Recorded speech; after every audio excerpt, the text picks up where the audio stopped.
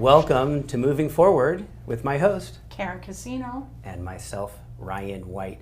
Today we have with us Clark Evans. He is a wealth manager with Highline Wealth Partners. Welcome. Thank you. It's wonderful to be here. Going to talk about different types of investment accounts today. So, a person has some extra money, let us hope, and they want to invest it. What kind of different types of investment accounts are out there? It's a great question. So it really is kind of the chicken or the egg, is what your goals are will also inform the sort of account you're going to look at opening. So in broad terms, basically there's two buckets. There's after-tax money and there's before-tax money. So things like retirement accounts and college savings plans are qualifying for tax benefits. Now things like after-tax money that you have made from your paycheck and you have that set aside, that would go into an after-tax account. So just kind of thinking broadly, you're going to decide which bucket you're going to be saving in. And after that, you can say, all right, I'm going to open an IRA or a 529 or an individual brokerage account, or maybe I've done some advanced planning and I have a trust account as well. So those are the different vehicles that you can choose from, but it's all kind of informed at the top by your tax treatment. I would imagine that's one of the reasons someone might reach out to a financial planner to identify the type of account that would, well, perhaps suit them best, is what you're saying, and taking in the taxation of the income is a big part of it. 100%, and that's where our world crosses over a little bit into the tax world, because we need to know essentially the wrapper that we're going to use to open up the right sort of account. So while we're not tax professionals, we do need to know about their world. So within an investment account, there's more than just stocks, right? Yes. What types of things can you buy in your investment account? It's a great question. So some of that will depend on the custodian you choose, which is like Charles Schwab or Fidelity or Interactive Brokers. But with respect to what you can invest in, obviously there's equities, Apple, Amazon, Microsoft, Ford. You can invest in bonds, municipal bonds like from the state of California. There are even some custodians that will allow you to invest in cryptocurrencies. You can invest in alternative investments, things that might be privately held.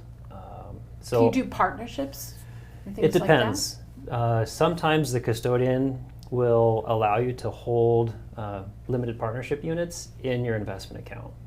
Sometimes they'll also require you to open up a separate account somewhere else. But yes, the general investing public usually owns stocks, bonds, treasuries, or cash. Those are kind of the four typical buckets.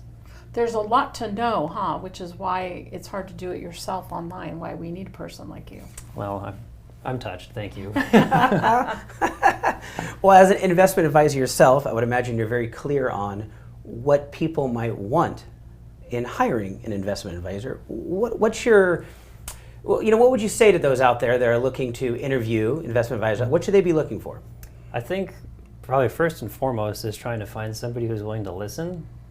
There's a lot of people out there that just have this wealth of information. They come at you with the fire hose of, here's what you should do. And I think in a lot of professions, working in the CPA world and the real estate world, you need to tease out from your clients what their goals are, what they're trying to accomplish, what success looks like to them. And that's not something that you can just, hit the easy button for. So I'd start with that as somebody who's willing to listen and help guide you through those conversations.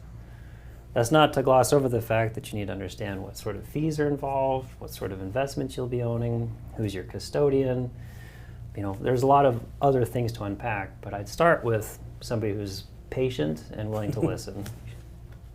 And somebody that's willing to communicate with you ongoing, right? Yes. Because as time goes on, your priorities or just your situation might change, and it's good that you reach out to people.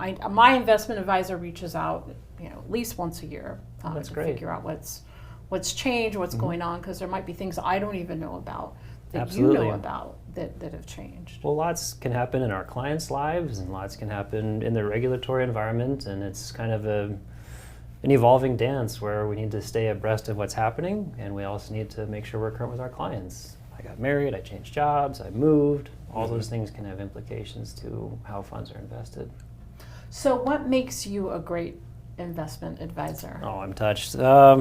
I'd like to think that I am that person who listens. My wife jokes that I'm bilingual. I'm fluent in English and silence. So That's a good thing. You have a cute son. English Well, thank and you. silence. But it's not just like the return, it's not just, oh, this person has a high return. It's all these other intangibles that you've been telling us about, right? I think being able to work with somebody who helps you define your goals and then what success looks like is really important. Because at the end of the day, if you beat the S&P 500 but you didn't meet your goal, what's the point of having a goal?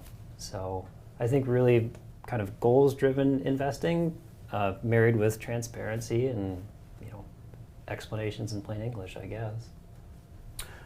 We've been talking here with Clark Evans. Thank you for joining us. My He is a pleasure. wealth manager with Highline Wealth Partners. Thanks again for being here. Thank Thanks, you so Clark. much.